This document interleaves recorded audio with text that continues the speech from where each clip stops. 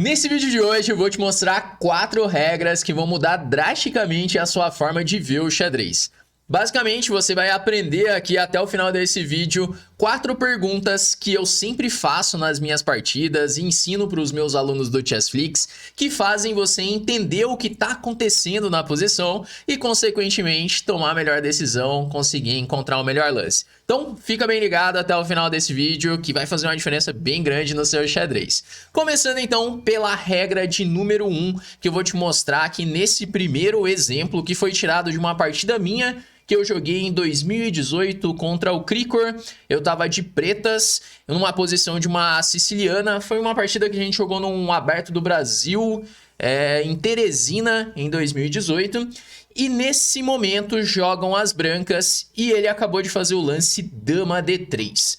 E agora as pretas precisam tomar uma decisão. O que fazer? E aí vem a primeira pergunta, a primeira regra que você deve usar em qualquer posição. Você vai começar se perguntando: quais são os lances mais forçados da posição?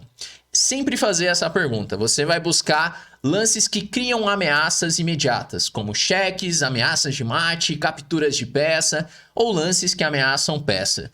Dessa forma, você consegue ver esses lances que vão fazer com que o seu adversário entre numa variante forçada. Isso facilita muito o seu cálculo. Então, o que seria um lance forçado da posição? Por exemplo, se você observar a configuração das peças com a torre em B8 e a dama em B6, existe uma ameaça de mate em B2 sempre que sair o bispo de B4.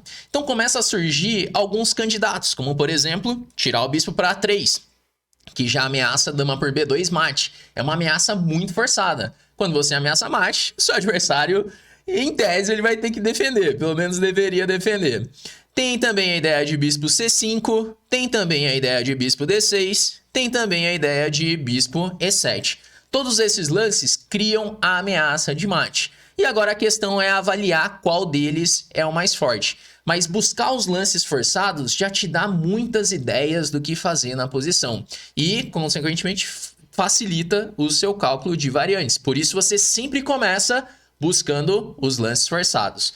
Na partida, eu encontrei aqui o lance mais forte da posição, que é o lance bispo D6.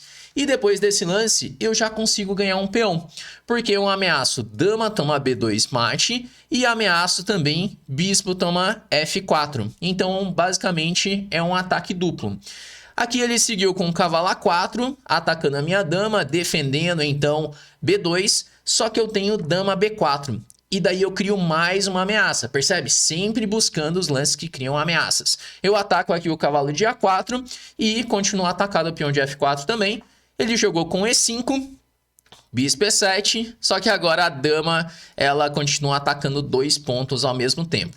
Veio dama B3, bispo D7, dama B4, torre B4 e agora eu consigo ganhar um peão, porque depois de B3 eu tenho torre por F4. E na partida eu ganhei um peão, depois consegui converter bem a vantagem e ganhar a partida. Mas tudo começou com os lances forçados da posição. Aqui até tá caindo o peão de A6, mas tá caindo o peão em G5 também. Ainda teve muita luta, foi uma partida longa, mas deu certo ali de converter em vitória. Agora nós vamos pro segundo passo, a segunda regra que você pode seguir, especialmente se não houver lances forçados, porque você começa buscando lances forçados. Mas e aí? Se não tem nenhum cheque, nenhuma ameaça de peça, não tem nenhuma ameaça de mate, nenhuma captura, você vai fazer o quê? Agora você vai usar das outras 3 perguntas, então presta bastante atenção. Vamos para o segundo exemplo, também jogando de pretas, uma partida minha, que eu joguei contra o grande mestre Andrés Rodrigues. Eu acredito que essa partida foi jogada em 2019, talvez, 2020, não lembro exatamente. Foi num Niterói Chess Open, num desses abertos do Brasil. E nessa posição jogam as brancas e o Andrés fez um lance cavalo D2. Bom, o que fazer nessa posição? Primeiro, se a gente começa buscando os lances forçados, as ameaças, você vai perceber que não tem nenhuma ameaça na posição. Eu não vou ter nenhum lance que é cheque, não tenho nenhum lance que troca peça, nenhum lance que ameaça a peça, não tenho nada forçado. E aí, o que fazer quando não existe nada forçado para fazer? Você começa fazendo a pergunta: o que a sua estrutura de peões ela está pedindo? Então, a estrutura de peões é um elemento estratégico que muitas vezes te diz o que você tem que fazer na posição. É claro que para você compreender a estrutura, muitas vezes é necessário ter um conhecimento prévio daquela estrutura, né? Depois eu vou falar um pouquinho sobre isso aqui depois desse exemplo. Mas a estrutura de peões, se você tem ali uma noção do que a estrutura de peões ela está pedindo, isso já facilita muito a escolha do plano e a escolha do melhor lance. Nessa estrutura de peões, por exemplo, que caiu na minha partida com o Andrés, é uma estrutura onde eu posso utilizar de um plano conhecido como o ataque da minoria. Porque aqui na ala da dama eu tenho 2 peões contra 3. E existe um caso nessa estrutura, né, onde essa minoria ela pode atacar a maioria, buscando criar debilidades na posição do adversário. E tudo isso começa fazendo o lance B5, com o objetivo de chegar o peão até em B4 e assim criar fraquezas na estrutura de peões do adversário. Pensando nisso e já conhecendo essa estrutura, eu fiz aqui depois de cavalo D2 o lance B5, porque eu quero chegar com B4 em algum momento. O Andrés tomou, veio a B5, dama F3 e agora eu faço dama C8 para defender a torre de A8, bispo F4, cavalo D5, bispo G3, dama C6. Eu vou melhorando a minha posição aos poucos, porque é uma posição mais lenta essa, não tem ameaças diretas como a gente viu desde o início. Joguei torre A6 para conseguir assim o controle da coluna A. Eu pretendo dobrar as torres na coluna A. E você vai ver que nos próximos lances vai chegar a minha ruptura B4 e o peão de C3 ele vai acabar se transformando numa debilidade na posição. Então eu dominei a coluna, joguei o B4, dama F3, tomei em C3, BC3 e agora dá para perceber que esse peão de C3 ele tá muito fraco. Isso aqui é o que nós chamamos de um peão atrasado. Então eu já tenho ideias de jogar, por exemplo, com F5, combinado com torre A3, e esse peão ele vai acabar caindo na posição. Então com o plano de fazer o ataque da minoria, eu consegui uma grande vantagem estratégica e depois conseguir vencer a partida. Então essa é a segunda pergunta que você pode fazer nas suas partidas também. O que está pedindo a sua estrutura de peões? E se de repente você ainda não conhece muito sobre estruturas de peões e você quer aprender mais sobre esse tema, eu fiz um curso muito legal para os alunos do Chessflix, que é o curso Entendendo as Estruturas de Peões. Tá no nosso acervo de meio jogo do Chessflix, onde eu ensino as principais estruturas de peões que existem no meio jogo, como por exemplo o ataque da minoria, como jogar com peão isolado, peões colgantes, estruturas típicas de cada abertura, porque conhecendo a estrutura de peões, você consegue encontrar o melhor plano da posição. Para você entrar para o Chessflix, é só você entrar para a lista de espera do Chessflix, que assim que for abrir uma nova turma, assim que tiver vagas para o Chessflix, você vai ser avisado e receber uma oferta especial, podendo entrar para o Chessflix com um valor bem abaixo do preço normal, beleza? Bom, então continuando, nós vamos agora para a nossa regra de número 3 dessas 4 regras que eu separei aqui para te mostrar. Então, qual é a próxima pergunta que você deve fazer para extrair mais informações da posição? Nós vimos ali a estrutura de peões e agora nós vamos falar um pouco sobre as peças. Essa posição eu tirei de uma partida minha contra um jogador chamado Enzo Federzoni. O Enzo tem ali 223 de rating quando eu joguei essa partida com ele. E é uma posição de uma siciliana Najdorf, onde a estrutura de peões ela já dá um pouco de informação. Por exemplo, a casa D5 é uma casa fraca, essa casa não pode mais ser defendida por peões. Mas aqui a gente vai usar de um outro conceito, uma outra pergunta. E a pergunta é a seguinte: qual é a sua pior peça? Qual é a pior peça das brancas? Aquela peça que está mal colocada, aquela peça que não está ajudando na posição. Se você faz essa pergunta e consegue identificar qual que é a sua pior peça, você já consegue resolver um grande problema da posição. Porque muitas vezes uma peça mal colocada, como por exemplo um cavalo no canto do tabuleiro, ela pode estragar toda a sua posição. E você melhorando essa peça, você já deixa as suas peças em harmonia, as peças juntas, uma ajudando ali a outra, né? Então a gente sempre deve buscar essa coordenação entre as peças. E se você observar aqui a posição das brancas, existe uma peça que não está participando da luta. É uma peça que está mal colocada. Então, se a gente observar, por exemplo, o bispo em F3 ele está atacando o centro, o bispo em E3 também, o cavalo em C3 também, a torre está bem colocada também, protegendo o peão de E4. Eu posso jogar a dama D2 a qualquer momento para conectar as torres.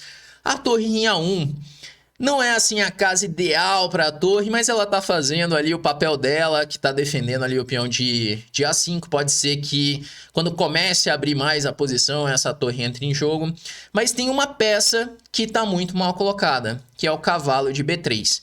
Em muitas posições de siciliana, acontece desse cavalo ele ficar ali mal colocado. E aí é preciso manobrar esse cavalo para o centro para encontrar uma casa melhor. Percebendo isso, que essa peça estava mal colocada, era a minha pior peça da posição, eu fiz aqui um lance cavalo D2. Então essa pergunta já fez eu resolver um problema. Qual é a minha ideia? É poder manobrar esse cavalo para F1 e E3, porque como a casa D5 ela é uma casa fraca, eu quero ocupar essa casa com o cavalo. Na partida seguiu com o bispo D8, veio então dama B1.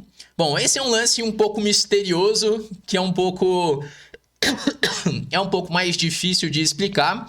E é um lance mais forte da posição, esse dama B1. Mas basicamente, assim, qual que é a ideia? Que ele tá querendo fazer B5. E tem muitas posições que esse meu peão de B2, depois de um B5, A, B6, abrindo a coluna B, esse peão poderia ficar atacado. Então esse é um lance profilático do dama B1. É um lance mais complicado, de repente pode ficar para um próximo vídeo e explicar melhor como que eu cheguei nesse dama B1, que é o primeiro lance do computador, é o dama B1 mesmo.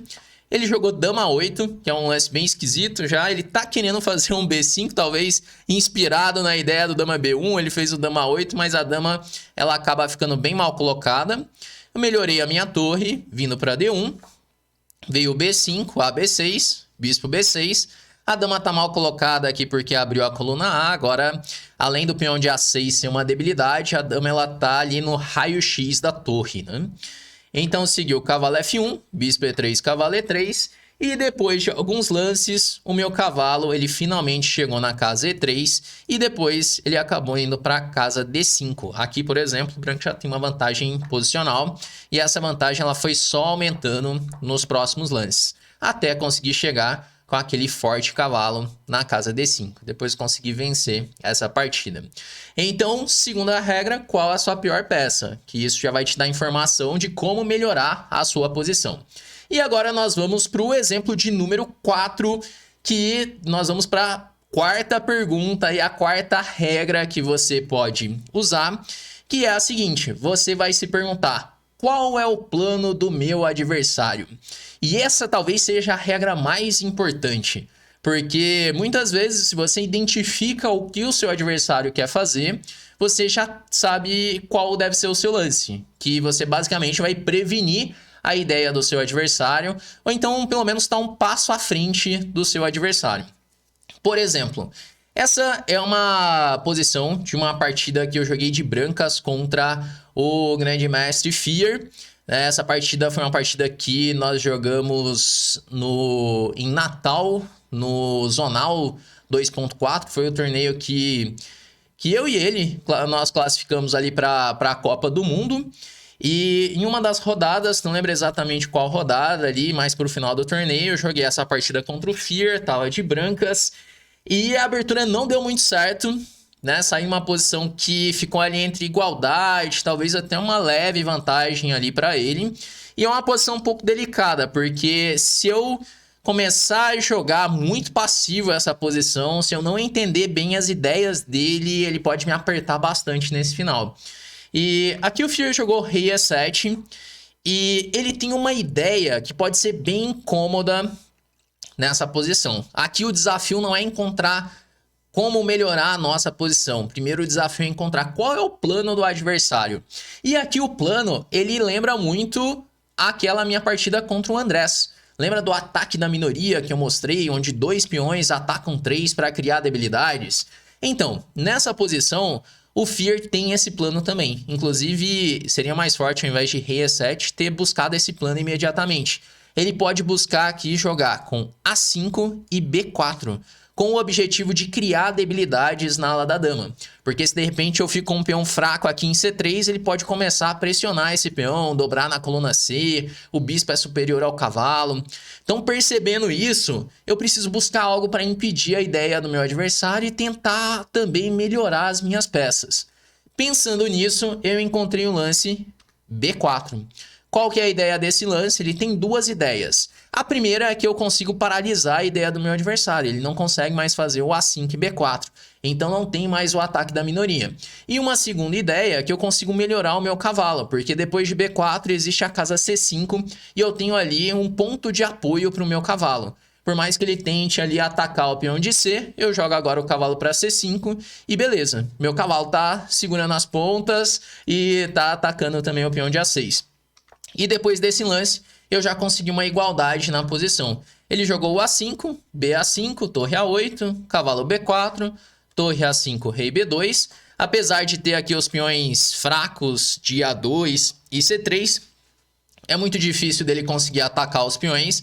E eu tenho bastante contra-jogo agora também, que eu consigo ir atrás do peão de B5. Então entrou num final de torres, né, com 2 torres para cada lado, onde vai ter uma série de simplificações.